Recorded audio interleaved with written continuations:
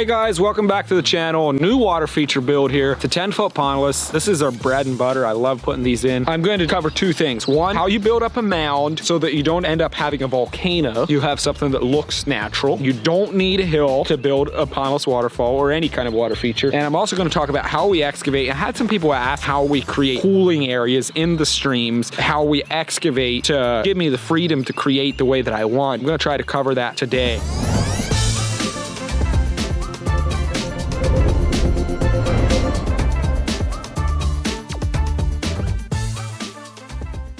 I do have a problem though. We are within 5 minutes probably of a boat launch on Lake Raystown, which is just over there. Lake Raystown, super cool place. You need to check it out. But if you're a fisherman, that's highly distracting. I have incredible problems staying focused, so I'm gonna do the best I can. There's like lots of boats and stuff cruising across here. I could be wrong, but it seems like everybody that's cruising past in a boat is looking in here and laughing and pointing at us. Like, look at those suckers. They're out there working. Quite frankly, it's enraging. I deserve to be out there, but I'm not, so I'm gonna do the best I can to show you I have a vision with this water feature. There is a common misconception that I need to have a grade in my lawn. I need to have a hill. I need to have a bank like that to build a waterfall. Way over there. That's what people think they need to have to build a waterfall. You can have a perfectly flat yard and we can still build you a nice pondless waterfall or one with a pond. This grade actually heads the wrong way. It's pretty flat and then it drops off, which I don't want my falls to go that way. I want my falls to come this way. This, by the way, is not a home. Like I said, we're close to the lake, so he has his boat and his RV, and they come over here in the summertime to hang out. So they have,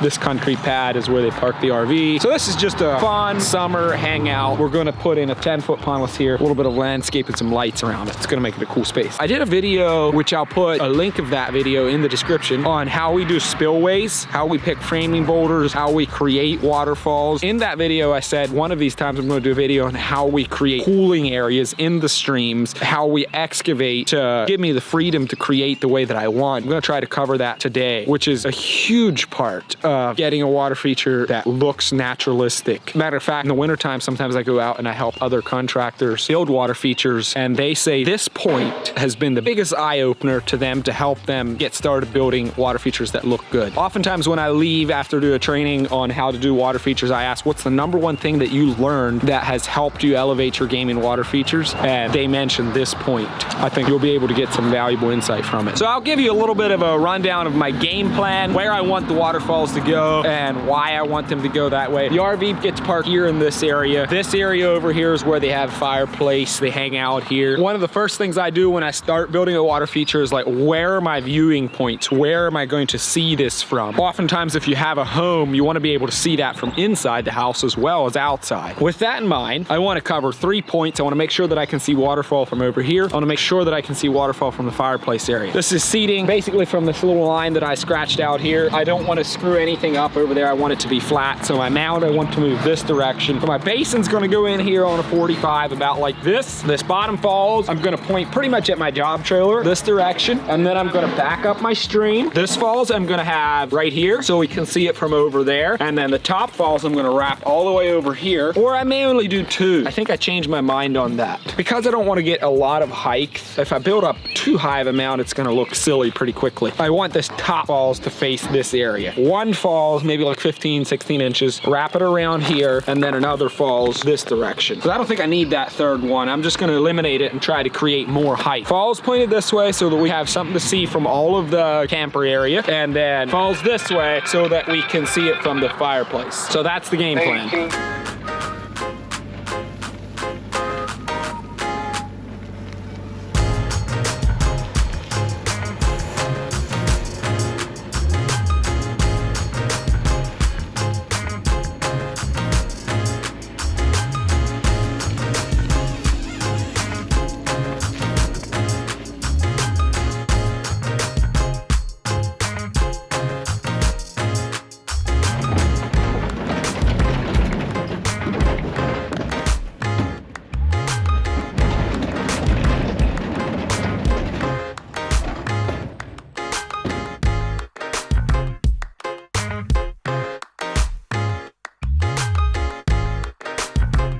So if you follow our channel, you know this is kind of standard procedure. I'll dump off all my boulders, I'll set them apart, and then I'll design what I want to build out here with the excavator before I move them in. I have a right hand and a left hand framing boulder. I don't have very much height with the boulders I have, so I'm kind of doing some, and I'll set this one behind it. Then I'm thinking like a spillway from here to here, falling into a pool right here, another spillway here, falling out here. I'm not going to go into depth on how and why I've done it this way. I'll put a link in the description to a video called Rethink How You Build Waterfalls. I spend a lot of time breaking that down. If you want to know how to start building a waterfall, picking the framing boulders, how to build spillways, watch that video for that. I may also create another thread of water coming around this way and falling down here so it splits around this rock. I'll do that probably on the bottom, and then just as wide as I can, straight sheet falls on the top. On the bottom falls, I'm thinking lots of different action, water going many different directions, and on the top falls just a wide flat falls. Back to our how to go about building a water feature when you have a level ground. I put in the basin. Now I'm ready to set my framing boulders. I'm going to bring them right up here on the edge of this, and I'm going to set them right here. I don't have a bank build. I don't have a mound back there. Everything is flat. That doesn't matter. I'll set my framing boulders right here. I'm not worrying about that. I'll show you what we do with that later.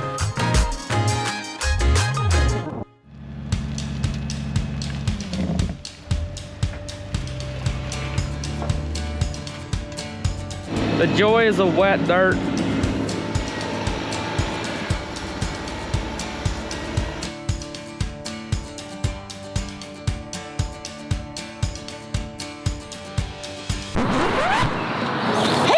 Found it. Roaming in the wild down there. Snatched it out of its local habitat. What do you think? Looks like a stump. Yeah, it's a nice one too. I like that. You know, there's a creek down there. It's got lots of moss, driftwood and stuff. This is a beauty. Pretty proud of them, quite frankly. I have built my first falls. Water's gonna come over into here, into a pooling area here, and then spill out over here. So I get a direction change, that little pool. And now I'm ready to step up and move to the next thing. Now I'm gonna build a big, flat, compacted pad of dirt behind this. The height that I want to bring it up back here depends entirely on how deep I want the pool to be. If I want the pool to be 10 inches deep, I would excavate a nice, flat area to this depth. I want my pool to be, when I say pool, I mean like the big pooling area behind this falls. I want it to be maybe 5 inches deep, something like that. So this is my top spillway rock. So I'll set my laser on here and I'll move down 5 inches until I'm about here. So I will flip front this liner and I'll get a big flat pad that's that depth. Then once I have that pad, I'll move back here and I'll build my next set of falls. This set of falls, when it falls down in here, it'll fill up that whole pooling area before it spills out over that spillway. I didn't build my whole mound and compact it and then dig out. I build my waterfalls and then I build layers of dirt, flat level layers of dirt as I move up the falls. You do the same thing if you're excavating into a bank. I'll dig out of a bank, I'll set these boulders, and then I'll dig a nice big flat level area behind it into the bank. The only difference is I don't have to build up as I go. In this case, I have to build my mound. If I'm already on a mound, it's very important that you create an, well, I can show you better than I can tell you. Well, now I flip the liner in the rock pad front. Remember, this dictates the height. This is how high water is going to build up before it spills out over. So what I'm going to do, there, that's going to be water level. And I want my pool to be 5 inches deep. So 5 inches down. Now, right there is how high I should fill it up. I'm going to create a level pad at height. This is what I want it to look like. Nice and flat, never angled up, never angled down. Sometimes you can angle it, pitch it up, like make it deeper in the back. For sure, never angled so that it's shallower in the top. Because if you happen to get this grade higher in the back than what your spillway is, you're not gonna end up getting a pool. You're just gonna get water running down through river gravel. The best bet is just put it in level. Don't have to be crazy level, but level. And I know this is way bigger than I need to be, but that's fine. Even when I'm digging into a bank, I make it this big. That way I have the freedom to move my rocks wherever I want to, and I know I'm never gonna run into the problem where I'm like, oh, I'd like to set this rock here, but I didn't excavate big enough, and now the bank's in the way. Then you have to flip all the liner front and dig it out again. I just like to have a nice, level, big, flat slate for me to get artistic with. Pull back my felt, protect the liner. A word of caution, when you're filling this in, I drove my track over it a couple of times and packed it down good. Sometimes, depending on the soil conditions, I'll even use our jumping jack and compact it, because if you're building on a mound mound like this, it can settle and cause problems. Be very careful when compacting up against your boulders that you set. It's pretty easy to put a hole in here. I stay back about that far, and then I even let a gap. I can always fill gravel on the inside. I'll show you. I don't like to pack it real tight up against that liner. There's all that open space back here because I didn't pack dirt in against it, which is fine. I can now put gravel in there to create a level spot, and you can foam that off so that it goes out over there. And this is how deep my pool is going to be. There's going to be water level. Here's the bottom of the liner. Put in a little bit of gravel. I'll get 3-4 inch pool. I think it looks best if you can do some twists and turns in your stream. To do that, it takes wide liner. This is 15-foot wide. It's the smallest width I'll build with. You can buy 10-foot wide liner. It's very hard to get a good looking stream with 10-foot wide liner. I would go a bare minimum of 15, 20, and 30 is better, depending on the size of the feature you're building. In this case, this is pointed this way. So I'm going to kick my stream back here and then maybe have my top walls right here, pointed straight this direction. So it'll spill out here, wind over here, and then spill this way. Get a little S-turn in there. So my framing boulders are going to be here, but I have all of this area to work with. Now what I'll do next is I'll set my framing boulders here, then I'll rock in my stream, then I'll flip up my liner up over my stream and over my framing boulders just like I did there, and then I'm going to backfill up against the stream and the back spillway rocks that are going to be right here. That's the next step. That'll be the last step too. First things first, some people like to build their stream and then last of all build their next waterfalls. I always like to build my next waterfalls and then do the stream. And I know I want my waterfalls about right here so that I have enough of the liner. I can't come back farther. I won't have enough of liner to come up behind my boulders.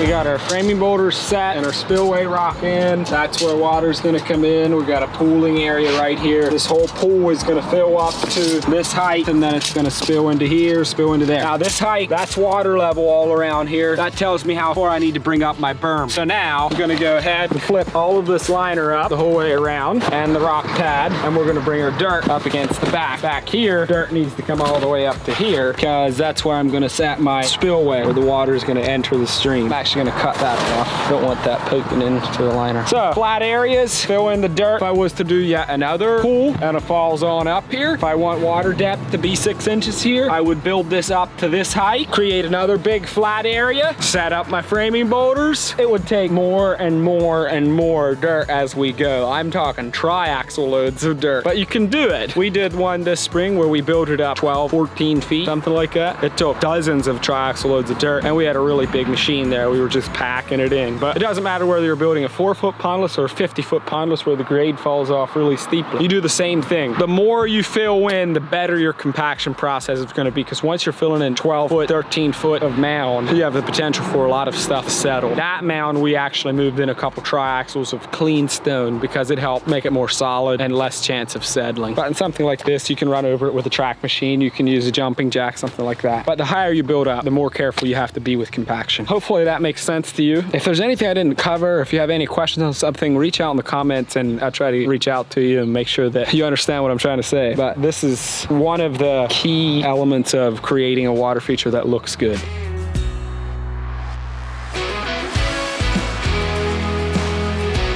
Wow, 3 o'clock. That went pretty well despite being distracted by, oh, there goes another one. See what I mean? It was crazy. All day long. In spite of being so distracted by the bath boats, I managed to put this in. We started yesterday, probably it was like 9 o'clock till we started excavating for the basin, and today it's 3 o'clock and we're finished. So these go in pretty quickly. The grade was going the wrong way. So if you have a backyard where the grade is sloped the wrong way or it's flat, you can still have a water feature at your place. Now, we brought in pretty much 2 triaxles of fill to do this. That's one of the secrets to keep it from looking too much like a volcano, super steep mountain, is to bring in more fill so that it can be a little more gradual. It's never going to look like there was a whole bank here. I can tell that it was built up, but it's not super steep. It looks pretty naturalistic. We have this deep pooling area back in here. It's actually not very deep, probably 4 inches, but that looks naturalistic when you've got a falls and then it builds up and it pools and then it spills out into the next falls. We build all of our features this way. Sometimes they're big pools, sometimes they're little pools. We always have a pooling section in our streams. If that's something that you're looking to recreate, hopefully we showed you how to do that so you can do that on your own features. I think it's one of the things that sets Tussey's features apart in making them look more natural. One of my favorite features of this water feature is that big piece of driftwood, that stump that I found down there. There's like a little creek bed down in there and it had washed in there. We foamed this so water can't get underneath that root, and I really like how it creates like just a little bit of a ripple across the top there. Adds some really cool character to it. And it also does the same thing here, create a strong channel along this side. So all in all, I think it came together really nicely, and really cool perk to the day since we're about 20 minutes from home. We got ice cream cake and watermelon, and I got to see my girls come out to the job site. That's always a highlight of the day. Hopefully we explained on how to do the pooling sections. If you have questions on how we do the framing boulders and the spillways, like I said before, I'm going to put a link in the description to the video, Rethink How You Build Waterfalls. Watch that, it's really good. There's an art to doing edge work, bringing the mulch close to the back of the boulders, not having a ring of river gravel the whole way around the feature. I have another video that I'm going to put in the description called Mastering the Art of Edge Work. That's going to cover foaming and all the little detail work on the edges. Check that one out as well if you're planning on attempting one of these of your own.